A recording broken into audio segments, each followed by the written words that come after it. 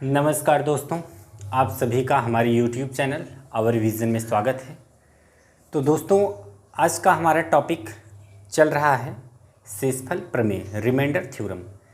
तो अभी तक हमने रिमाइंडर थ्योरम का 2 पार्ट पढ़ा है।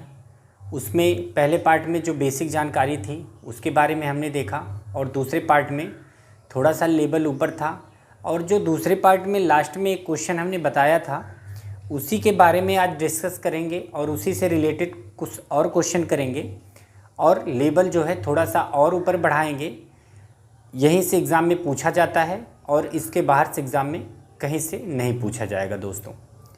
तो रिमाइंडर थ्योरम का डायरेक्ट इनडायरेक्ट बहुत बड़ा रोल होता है एग्ज़ाम में। यहाँ से डायरेक्ट क्वेश्चन पूछे जाते हैं। तो आइए हम चलते हैं अपने पहले क्वेश्चन पर। हम पहले क्वेश्चन पर चलते हैं और हमारा आज का पहला क्वेश्चन 2 की पावर 34 बटे में 9। 2 की पावर 34 बटे में 9। अब ये सॉल्व करना हमें और बताना है कि शेषफल क्या होगा। क्या बताना है? शेषफल या रिमाइंडर बताना है कि शेषफल क्या होगा। ये लगाने से पहले एक चीज़ हम फिर से रिपीट करते हैं। पुराने क्वेश्चनों को हम एक क्वेश्चन उसमें से रिपीट करते हैं। जैसे हम मान लेते हैं कि अगर हम यहाँ पे कहते हैं कि 8 बटे 9, इसका रिमाइंडर क्या होगा, तो आप लोग झट से कुछ बिना सोचे क्या करेंगे। आपको पता है कि 8 से ऐसी छोटी संख्या हो जो 9 से पूरी तरीके से डिवाइड होती हो। तो हमें पता है कि 8 से सबसे छोटी संख्या 0 ही है जो 9 से पूरी तरीके से कटती होगी। तो हम उस टाइम क्या करेंगे मित्रों, 0 अगर कट जाएगा 9 से तो 8 से कितना छोटा है? 8। इसका मतलब यहाँ पे +8 का रिमाइंडर बचा। अगर निगेटिव का देखें, निगेटिव का अगर हम देखते हैं तो -1 का बचेगा। क्यों? क्योंकि 8 और इसको जोड़ेंगे तो हमारा नीचे वाली संख्या 9 आती है। या हम इस तरीके से देखें, 8 से बड़ी वह संख्या जो 9 से पूर्णतः विभाजित होता हो तो कौन सा होगा? 9 होगा। तो इस टाइम में अगर हम देखें कि इनका जो डिफरेंस है, अब हम क्वेश्चन इससे भी निकाल सकते हैं, क्योंकि अगर हम देखें तो हमारा रिमाइंडर क्या आता है? पॉजिटिव। टेक्निकली हम क्या भी करें, जैसे हम निगेटिव का भले ही यूज करते हैं, निगेटिव का पोर्शन भले, निगेटिव का रिमाइंडर हम भले ही यूज़ करते हैं, लेकिन आंसर जो देते हैं हमेशा पॉजिटिव का ही देते हैं। अगर देखिए यहाँ पर तो अकेले है ये चीज़ 8 बटे 9, तो हम इसका रिमाइंडर डायरेक्ट बता देंगे, पॉजिटिव वाला हमारे पास +8 बचेगा। लेकिन अगर यहीं कई सारे होते, कई सारे संख्या होते, तो ये 8 का गुणा फिर बड़े वाले रिमाइंडर में ऐसे ऐसे करके हम, जैसे हम इसके पहले वाले वीडियो में क्वेश्चन हम लगाए थे बड़ा सा, तो बहुत लंबा क्वेश्चन हो जाता हमारे लिए।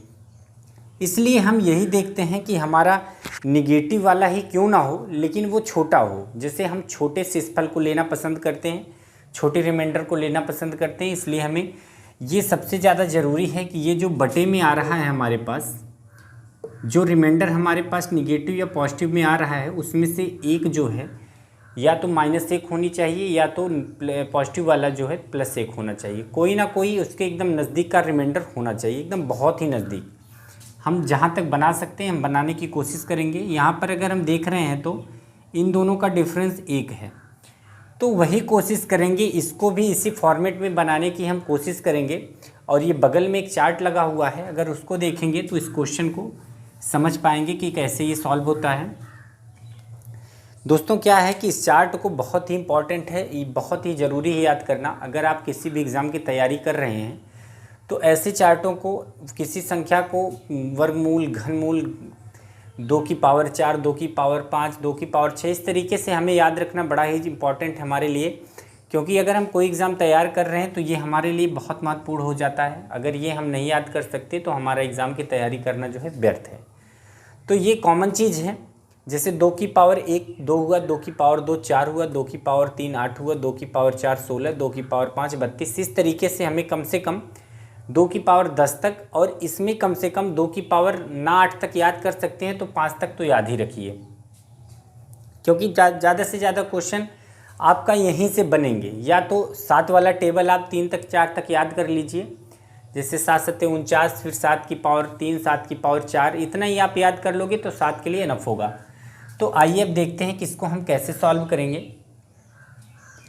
अगर यहाँ पे हम देखते हैं कि 2 को हमें इस तरीके से बनाना होगा कि वो 9 के नज़दीक हो जाए, एकदम नज़दीक हो जाए, तो हम क्या कर सकते हैं 2 के लिए? ऐसा हम क्या कर दें कि जो एकदम 9 के नज़दीक में हो जाए।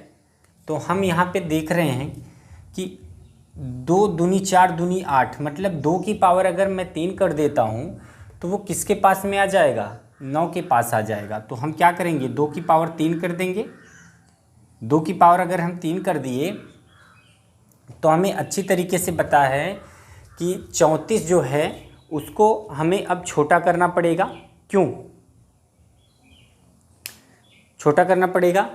तो इधर अगर हम देख रहे हैं कि 3 से 34 में भाग कर रहे हैं तो ये नहीं जा रही उसमें, तो इसका मतलब ये हुआ कि ये इस तरीके से डिवाइड नहीं हो पाएगा। तो ये हम बता रहे हैं कि जैसे हम डायरेक्ट क्वेश्चन लगा भी सकते हैं, लेकिन अब आप कैसे, एक सेकेंड,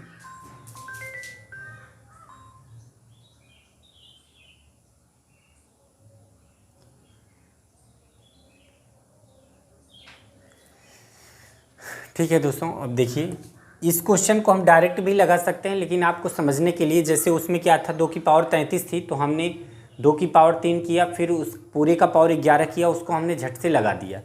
लेकिन ये वाला उस तरीके से नहीं लगेगा, इसलिए मैंने पहले जांच के बताया क्या उस तरीके से लगेगा। इसको मैंने आपको दिखाया कि अगर मैं उस टाइम 2 की पावर 3 कर देता हूँ 8 बनाने के लिए, तो मेरा उस समय जो था यहाँ पे 33 था, तो 3 की पावर जब हम किए तो इसमें डायरेक्ट भाग चला गया और वो आपका बन गया था 11। लेकिन इस टाइम ये 34 है, 3 का भाग इसमें जाएगा नहीं, इसलिए हम यहाँ पर क्या लेंगे? 2 की पावर 1, मतलब 2 को अलग कर लेंगे, ठीक है। अब गुणे में यहाँ पे 2 की पावर 33 करेंगे और बटे में 9 करेंगे। अब यहाँ पे अगर आप देखते हैं कि अगर कोई संख्या, मैं कह रहा हूँ कि a की पावर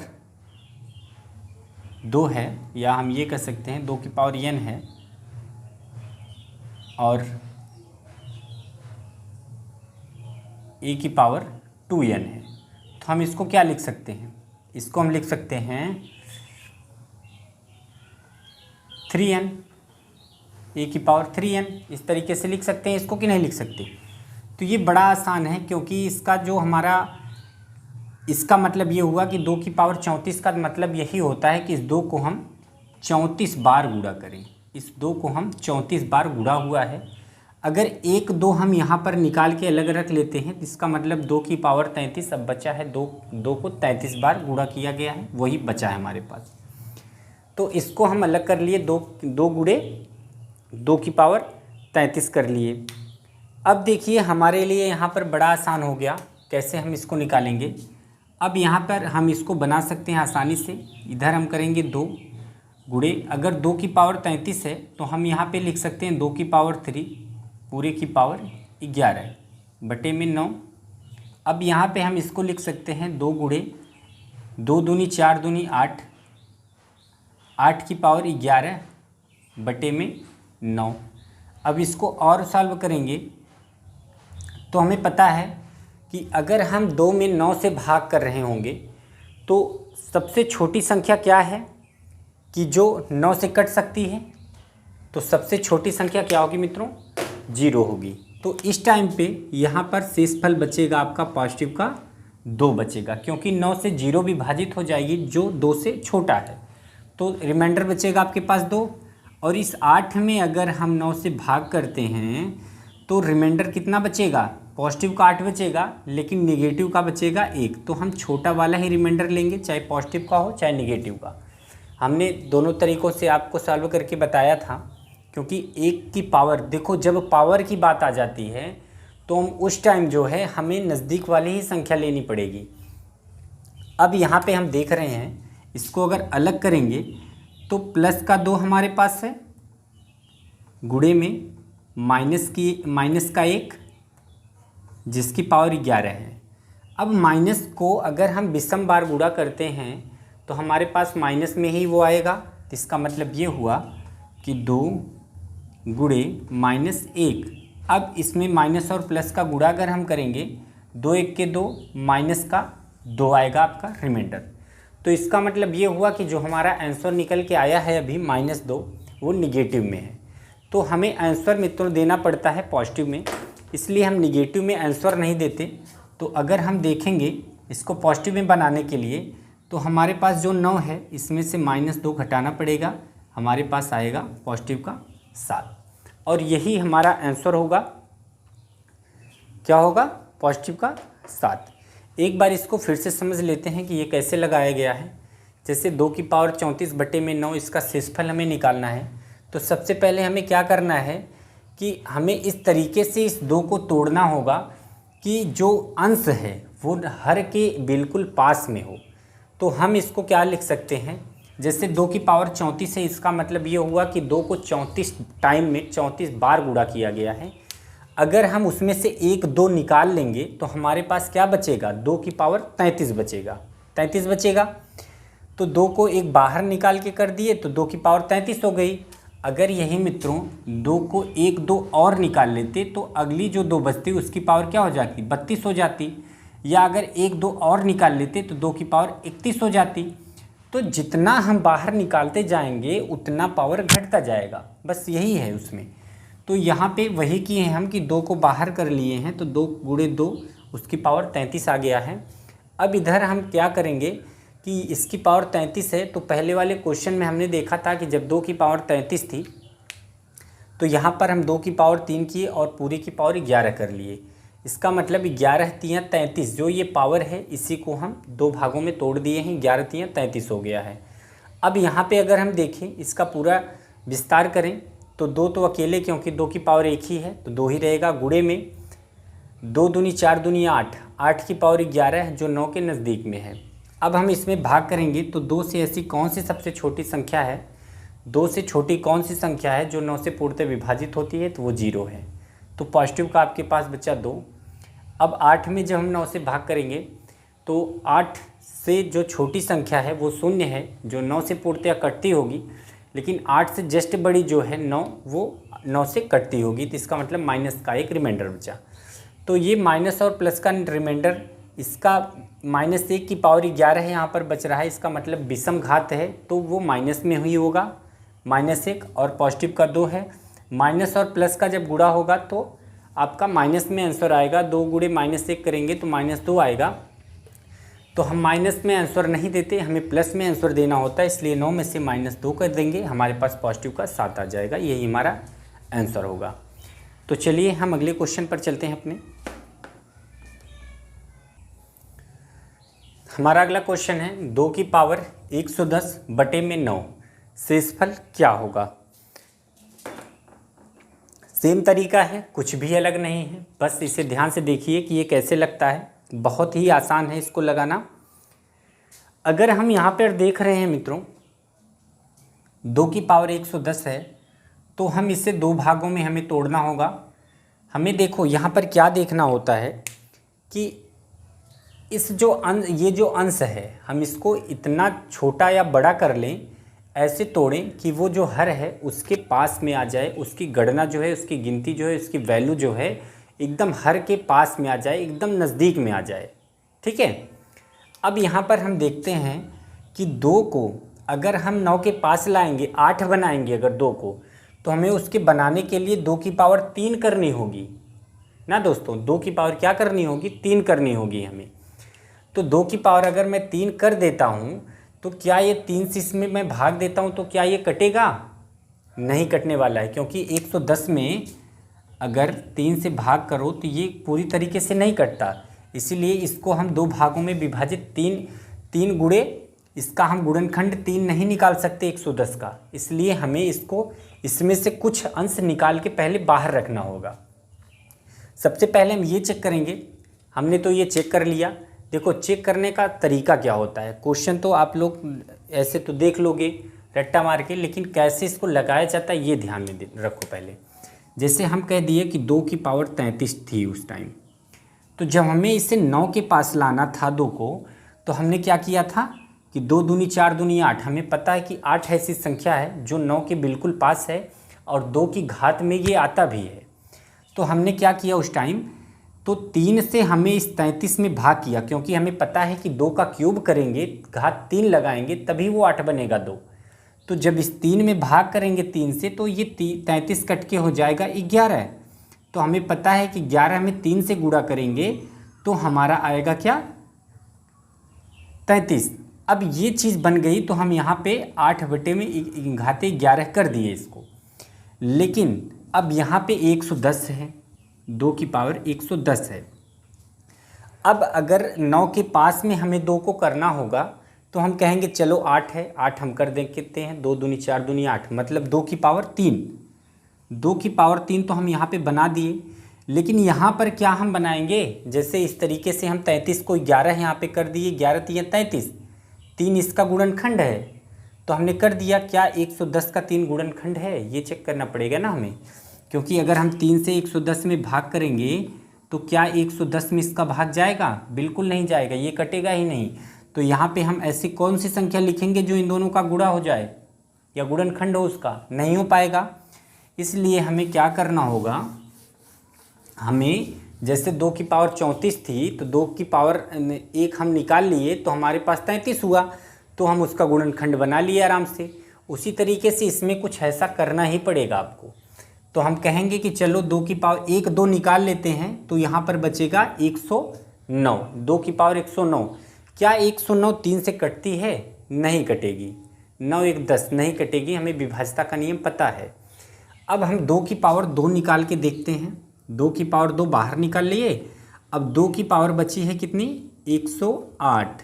अब 110 में से जब 2 की पावर 2 बाहर निकाल लिए तो 2 की पावर कितनी बचेगी, 108। अब 108 जो है 3 से कटती है, 8 1 9, विभाज्यता का नियम पता है आपको।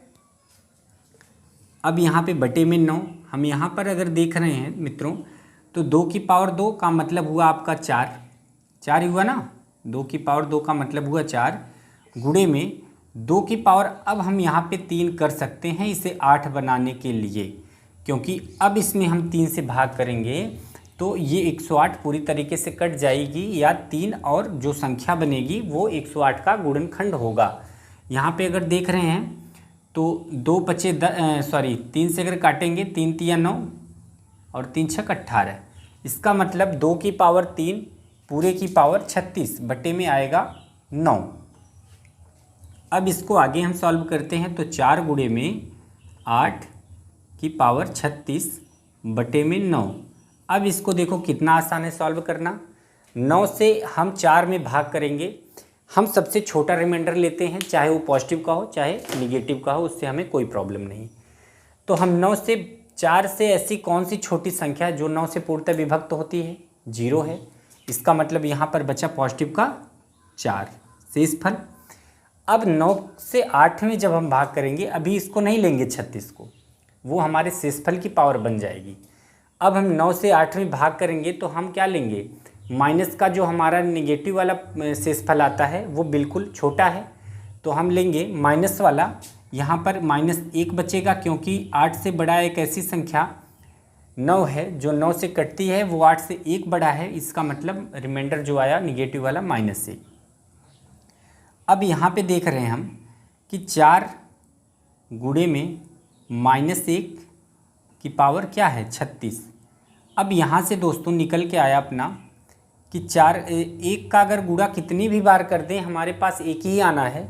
लेकिन यहाँ पे पावर हम देख रहे हैं कि सम है। अगर पावर सम है तो माइनस का क्या हो जाएगा, प्लस हो जाएगा।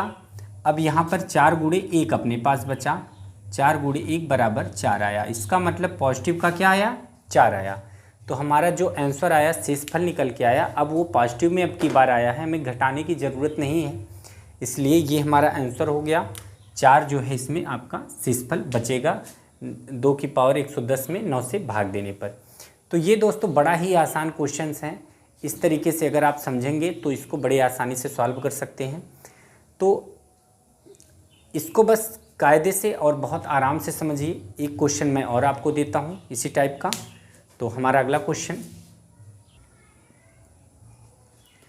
4 की पावर 48 बटे में 33 शेषफल क्या होगा। 4 की पावर 48 बटे में 33 शेषफल क्या होगा। अब कुछ नहीं करना है, तरीका बिल्कुल वही है, तरीका बिल्कुल वही है, इसमें कुछ भी एडवांस नहीं करना है, बहुत आसान क्वेश्चन है। बस हमें क्या करना है, इस 4 को ऐसे तोड़ना है या ऐसे गुणा करना है कि ये आ जाए 33 के पास। बस इतना ही हमें करना है और कुछ नहीं करना है। अब हमें तो इतना तो पढ़ना आता ही होगा, इतना ज्ञान तो भगवान दिए ही हैं कि 33 से या तो 4 को हम 32 बना सकते हैं या तो 34 बना दें। अगर इसके नज़दीक लाना है तो कैसे भी करके, तो हमें तो नहीं लगता कि आप 34 बना सकते हो, 32 बना सकते हो इसको। तो चलिए हम देखते हैं इसको क्या हम बना सकते हैं। अब अगर 4 चौक 16 कर देते हैं, 16 चौका 64, इसका मतलब ये 4 तो नहीं आने वाला है 33 के नज़दीक, ये तो हमें पता है। तो अब हमें 4 को भी तोड़ देना है। इस कंडीशन में हम क्या क्या कर सकते हैं, क्या क्या हम सोच सकते हैं एग्ज़ाम में बैठने के बाद, यही हम आपको बता रहे हैं कि अगर मैं होता एग्ज़ाम में क्या सोचता अगर मुझे नहीं आता तो। अगर मुझे नहीं आता तो मैं सबसे पहले ये सोचता इसके बारे में कि चलो 4 को 33 के नज़दीक लाना है तो 4 को कुछ ऐसे कर दें, कुछ पावर ऐसे लगा दें जो 32 हो जाए या तो 34 हो जाए। तो ऐसा कुछ नहीं है, 4 चौक 16 अगर स्क्वायर कर रहे हैं, 4 का क्यूब कर रहे हैं, 4 चौक 16 चौका 64 हो जाता है, जो 33 से बहुत ज़्यादा दूर है, इसके आसपास भी नहीं है। तो हमें एक चीज़ समझ में आया कि चलो हम 4 को 2 की पावर 2 कर देते हैं। अब ये पूरे की पावर जो है इसको 48 कर देते हैं और ये जो 33 है इसको हम ऐसे नीचे कर देते हैं। अब हमें समझ में ये आया कि 2 की पावर 2 कर दिए, लेकिन अब 2 को तो हम 32 बना ही सकते हैं, क्योंकि 2 दूनी 4 दूनी 8 दूनी 16 दूनी 32, इस तरीके से हम इसको बहुत आराम से कर सकते हैं। अब आगे अगर हम चलते हैं तो हमें पता है कि ये दोनों का जब हम गुणा करेंगे आपस में, जैसे हम उसको इस टाइप में हम तोड़ते थे, अब क्या करते थे, ये वाले इससे हम उसमें भाग करते थे पूरे वाले पावर में, तब इन दोनों का गुणनफल हो जाता था, गुणनखंड हो जाता था। अब इन दोनों को गुणा करेंगे तो 2 की पावर क्या आएगी मित्रों, 2 की पावर 96 बटे में 48 दूनी 96 बटे में 33। अब देखो बन गया वो पुराना वाला, इसके पहले वाला क्वेश्चन, कितना आसान है। अब इसके आगे एक स्टेप और हम चल रहे हैं। अब 2 को, अब हमें पता है कि 2 को 32 जब बनाना है हमें, तो हम क्या घात लगा दें इसमें, 2 दूनी 4 दूनी 8 दूनी 16 दूनी 32। यहाँ पे देख रहे हैं हम 2 के ऊपर हम 5 घात लगा दें तो वो 32 हो जाएगा और ये 33 के बिल्कुल नज़दीक हो जाएगा। तो हमें पता है कि अगर हम 5 घात तो लगा देंगे यहाँ पे दोस्तों, लेकिन क्या उस 5 से इसको हम डिवाइड कर सकते हैं, बिल्कुल नहीं कर सकते। 5 से ये कटेगा ही नहीं, क्योंकि 5 का डिविजिबिलिटी का रूल यही कहता है कि या तो हम लास्ट वाले अंक में 5 रहना चाहिए इकाई का अंक, या तो 0 होना चाहिए, तभी ये कटेगा। तो बिल्कुल नहीं कटेगा, इससे पहले तो हमें 5 बनाना होगा। उसके लिए हम क्या करेंगे, वही उधार वाला सिस्टम कर देंगे, हटा देंगे इसमें से 1 2 को हम बाहर कर देंगे, तो हमारे पास क्या बचेगा, 2 की पावर 95 बच जाएगी, बटे में आ जाएगा आपका 33। वही पुराना वाला घिसा पिटा तरीका।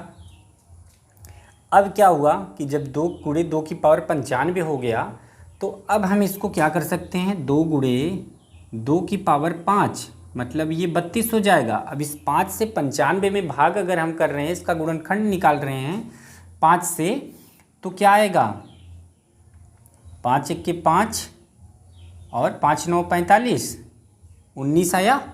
मतलब 2 गुणे में 2 की पावर 5 पूरे की पावर क्या आया दोस्तों, 19 आ गया। ठीक है, अब देखो बटे में क्या होगा, 33। अब इसको कितना आसान हो गया सॉल्व करना। अब हमें पता है कि अगर हम इसको देखेंगे तो 2 गुणे में 32 की पावर पूरे की पावर 19 बटे में 33। अब यहाँ पर जब हम भाग करना स्टार्ट करेंगे तो हमारा रिमाइंडर क्या बचेगा, 33। 2 से छोटी संख्या 0 ही है जो 33 से पूर्णतः विभक्त हो सकती है। तो हम यहाँ पर देख रहे हैं इसका जो बचेगा प्लस का 2, और 33 से जब 32 में हम भाग करेंगे तो 32 से जस्ट एक बड़ा 33 है, तो माइनस का 1 रिमाइंडर बचेगा। इसमें क्या बचेगा, माइनस का 1। अब यहाँ पर अगर हम देखें इसको, इस क्वेश्चन को यहाँ पर हम देख रहे हैं कि प्लस का 2 गुणे में माइनस का 1, प्लस का वैसे चिन्ह तो हम लगाते नहीं, और यहाँ पे क्या है पावर माइनस वाले का पावर 19, तो इसमें हम देख रहे हैं कि ये अब ये -1 की पावर जो है विषम संख्या है, 19 है, वो विषम संख्या है। तो क्या है, अब ये चिन्ह असमान हो जाएगा। असमान चिन्हों का गुणनफल हमेशा माइनस होता है। तो 2 गुणे 1 को तो हम कितनी बार गुणा करेंगे तो 1 ही आएगा, -1। अब यहाँ पे देख रहे हैं बराबर आएगा आपका -2। अब यहाँ दुर्भाग्य से क्या हो गया कि आ गया हमारा आंसर निगेटिव में -2। बहुत सारे लोग ऑप्शन में अगर मिल गया -2 इसी को टिक कर देंगे, या +2 देखेंगे तो उसी को टिक कर देंगे, कहेंगे चलो माइनस को हटाओ यहाँ से, माइनस को हटाओ यहाँ से। माइनस का क्या काम है, हमें देना है आंसर किस में, पॉजिटिव में, इसलिए माइनस को यहाँ से ऐसे भी भूल जाएंगे वो। लेकिन ऐसा नहीं करना, यहाँ पे माइनस आ गया। अब इसको हमें पॉजिटिव में कैसे निकालना है ये हम आपको बताए हैं। पॉजिटिव में निकालने के लिए हम क्या करेंगे, इसमें से 33 में से माइनस कर देंगे 2 को, हमारे पास आ जाएगा क्या, 31। तो अगर हम 33 से 4 की पावर 48 में अगर हम भाग कर रहे हैं तो हमारे पास रिमाइंडर क्या बचेगा मित्रों, 31 बचेगा, 31 बचेगा, सॉरी 31 बचेगा। यही हमारा आंसर हो जाएगा। ठीक, हमें पता है कि अगर हमारे पास निगेटिव का रिमाइंडर है तो हम पॉजिटिव का कैसे निकालते हैं, और पॉजिटिव का पता है तो निगेटिव का कैसे निकालते हैं, क्योंकि पॉजिटिव और निगेटिव का सम जो होता है वो जिस संख्या से हम भाग करते हैं अंश में वही हमारा आता है। ठीक है, तो ये समझ में आया होगा। अब चलते हैं थोड़ा इसका लेवल और थोड़ा सा बढ़ाते हैं आगे।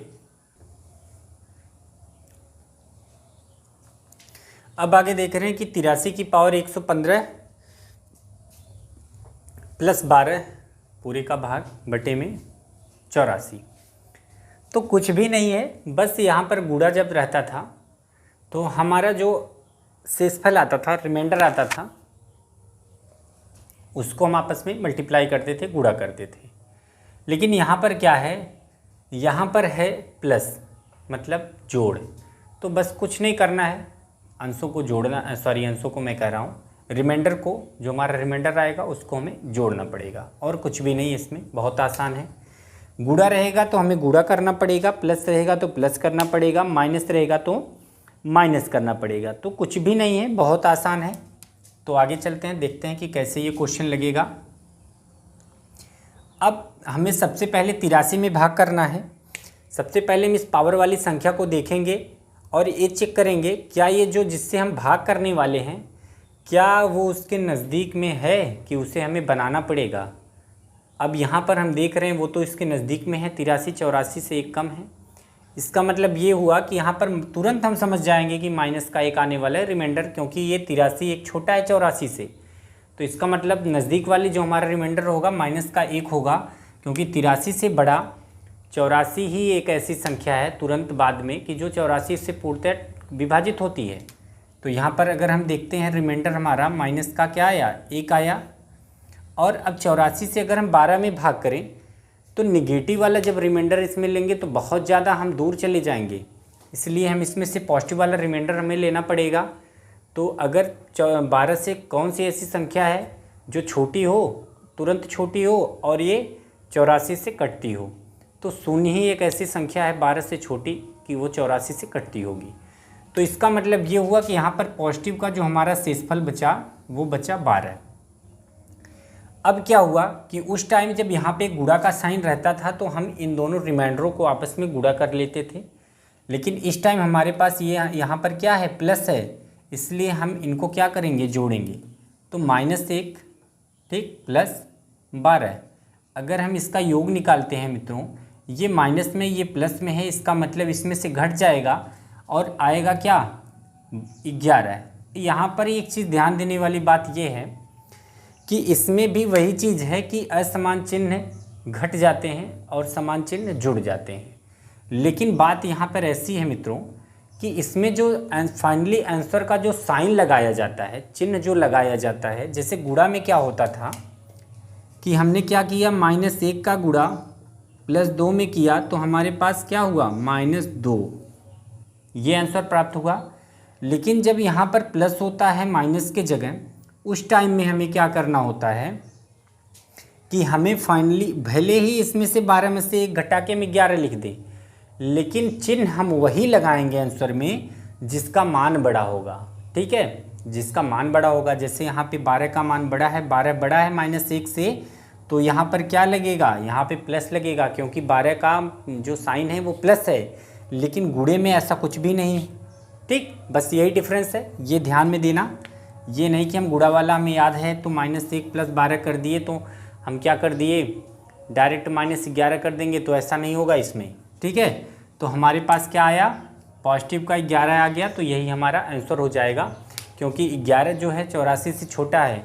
और एक चीज़ हमेशा ये ध्यान में रखना कि जो हमारा प्लस वाला आंसर आ रहा है क्या वो भाग देने वाले संख्या से छोटा है ना, ये चीज़ हमें ध्यान में देना है हमेशा। नहीं तो पता चला शेषफल यहाँ पर आ गया 86 और हम तुरंत पॉजिटिव में देखें तो उसको टिक कर दिए, ऐसा कभी मत करना, क्योंकि शेषफल हमेशा जो भाग करने वाली संख्या होती है उससे हमेशा वो छोटी ही होती है, कभी बड़ी नहीं होती। अगर कभी बड़ी आ जाए तो उसमें हम दोबारा भाग कर लेंगे। ठीक है, ये होता है तरीका, बड़ा आसान है, कुछ भी नहीं है, इसको नोट कर लीजिए। अब आगे हम चलते हैं अपने दूसरे क्वेश्चन पर। एक क्वेश्चन और लगाएंगे आज हम, फिर उसके बाद हमारा रिमाइंडर थ्योरम का ये वाला पार्ट ख़त्म हो जाएगा। फिर उसके बाद एक पार्ट और हम लाएंगे, उसके बाद हमारा जो है चलेगा संख्या पद्धति का और कोई चैप्टर हम चलाएंगे देख के बढ़िया से, जो एग्जामों में इस टाइम पूछे जा रहे हैं। तो ऐसे क्वेश्चन भी पूछे जा सकते हैं एग्ज़ाम में। डायरेक्ट आपसे ये पूछेगा फैक्टोरियल 4, ठीक है, फैक्टोरियल 4 पूछ ले, फैक्टोरियल 5 पूछ ले, फैक्टोरियल 10 पूछ ले, फैक्टोरियल 1000 पूछ ले, कोई भी पूछ ले, कोई दिक्कत नहीं। तो ऐसे क्वेश्चन जब पूछा जाए, ऐसे पूछ लेगा फैक्टोरियल 4 को 8 से विभाजित किया जाए तो शेषफल क्या होगा। तो बड़े ही आसान है, ये तो बहुत ही सरल क्वेश्चन होते हैं। ऐसे क्वेश्चन बहुत ही आसान है, बस देखने में आपको कठिन लगते होंगे, देखकर घबराहट होने लगती है, सोचते हैं फैक्टोरियल क्या है। फैक्टोरियल कुछ नहीं, फैक्टोरियल का मतलब यही होता है मित्रों, जैसे फैक्टोरियल 4 का मतलब ये होता है, इसका मान कि हम इसको लास्ट तक गुणा करते हुए चलेंगे, 4 की 4 गुणे 3 गुणे 2 गुणे 1, ये होता है फैक्टोरियल 4। फैक्टोरियल 5 का मतलब होता है 5 गुणे 4 गुणे 3 गुणे 2 गुणे 1।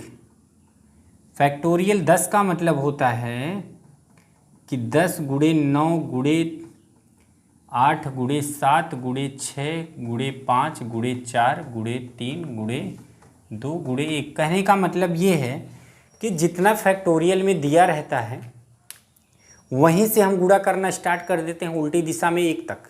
ठीक है, 1000 फैक्टोरियल दे दे तो इसका मतलब 1000 गुणे 99 गुणे 98 गुणे 97 गुणे 96 गुणे 95 गुणे 94 गुणे 93, इस तरीके से हम 1 तक गुणा करेंगे तो इसका मतलब होता है वो 1000 का फैक्टोरियल।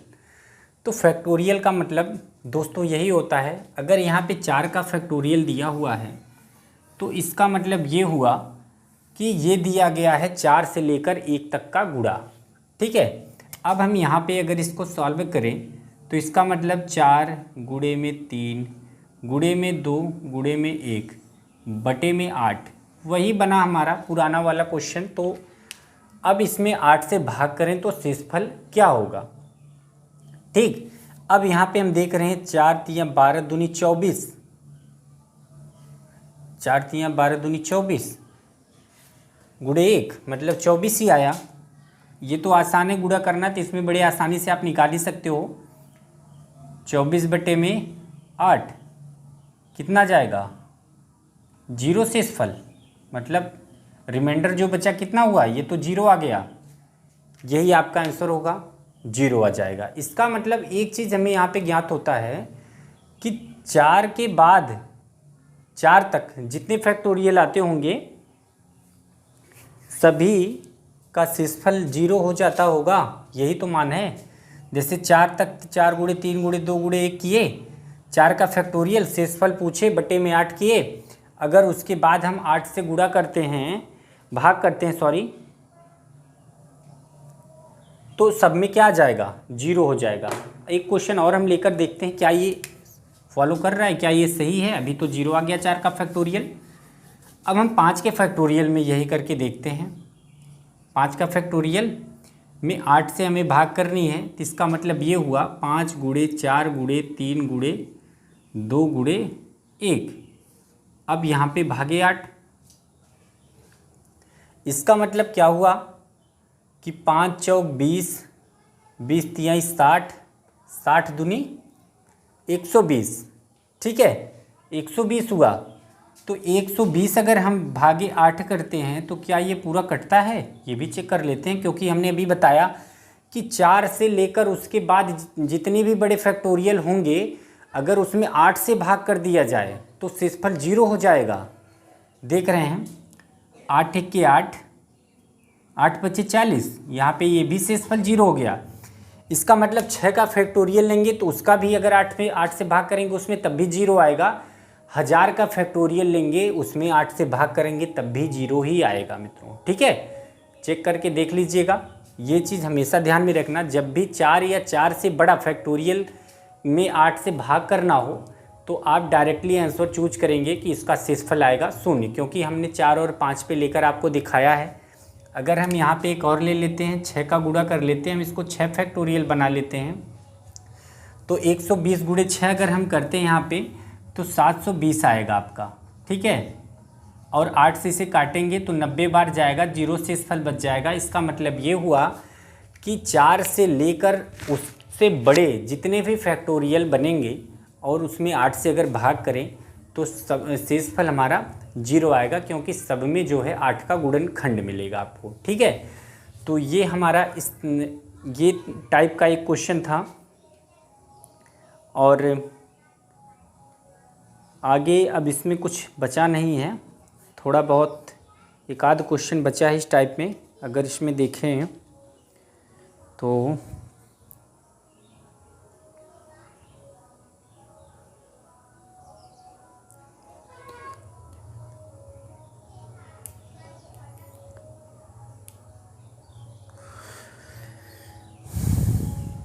ठीक है, तो आज के लिए बस इतना ही दोस्तों, और आशा करता हूँ कि आपको वीडियो पसंद आया होगा। अगर वीडियो पसंद आया होगा दोस्तों तो लाइक करिए, सब्सक्राइब करिए और शेयर करिए। धन्यवाद। तो ऐसे ही हम रोज़ डेली टू डेली आपके लिए लेकर आते रहेंगे मैथ का अच्छा क्वेश्चन। कल आपका जो टॉपिक होगा, आपका एक क्वेश्चन पूछा जाता है कई बार कि अभाज्य गुणनखंडों की संख्या क्या होगी। हमने देखा है कि उसका पोर्शन जो है लेखपाल में, यूपी पेट में और बहुत सारे एग्ज़ामों में जिसमें मैथ पूछा जाता है या रीजनिंग रिलेटेड जितने भी क्वेश्चन बनते हैं उसमें पूछे गए हैं। कई एग्ज़ामों में मैं देख रहा हूँ इस टाइम जितने भी एग्ज़ाम बन रहे हैं सब में लगभग 1-2 क्वेश्चन अभाज्य गुणनखंडों से पूछ रहा है, और मित्रों बहुत सारे लोग उसको गलत करके आ रहे हैं। तो कल हम उस पर एक वीडियो आप लोगों के लिए लेकर आएंगे। तो आज के लिए बस इतना ही। धन्यवाद।